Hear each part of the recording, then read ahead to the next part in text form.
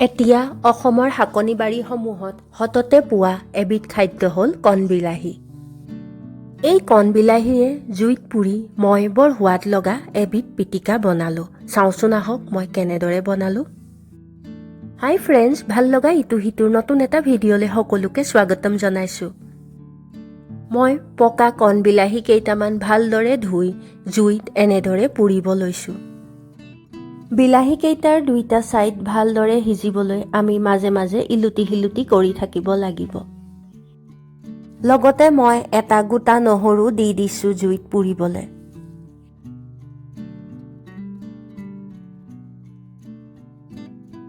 বিলাহী কেইটা মোৰ হৈ গ'ল। এতিয়া নহৰুটো ঠিক তেনেদৰে পুৰি ল'ম।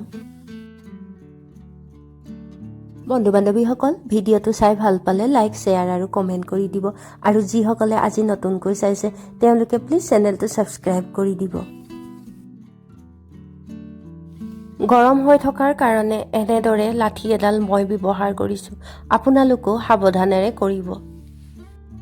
নহৰুটো পোৰা মোৰ হৈ গ'ল আৰু গেছটো মই অফ কৰি ৰাখিলোঁ। তাৰপিছত অলপ ঠাণ্ডা হোৱাৰ পিছত নহৰুৰ বাকলিবোৰ গুচাই ল'লোঁ।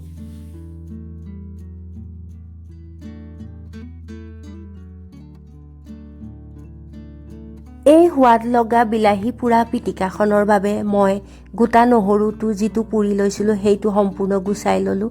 তাৰপিছত জলকীয়া দুটা কাটি লৈছোঁ আৰু আন্দাজমতে নিমখ দি ল'ম আৰু কেঁচা মিঠাতেল দি ল'ম। আপোনালোকে ইচ্ছা কৰিলে ইয়াৰ লগত ধনিয়া পাতো দি ল'ব পাৰে। গোটেইখিনি এতিয়া ভালদৰে মই মিলাই ল'ম।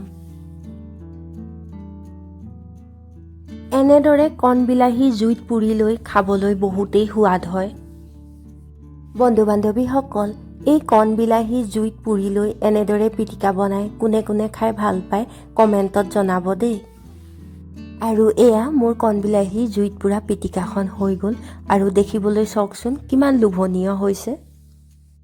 ভিডিঅ'টো আজি মই ইয়াতে সামৰণি মাৰিলোঁ। Thank U.